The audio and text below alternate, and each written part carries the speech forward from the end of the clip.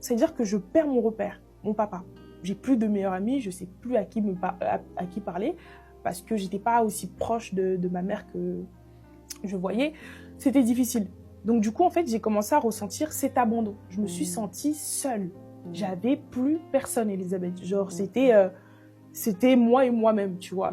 Et je me souviens encore de ces moments-là où, par exemple, quand c'était les moments où il fallait aller se laver, j'étais dans ma salle de bain et je pleurais.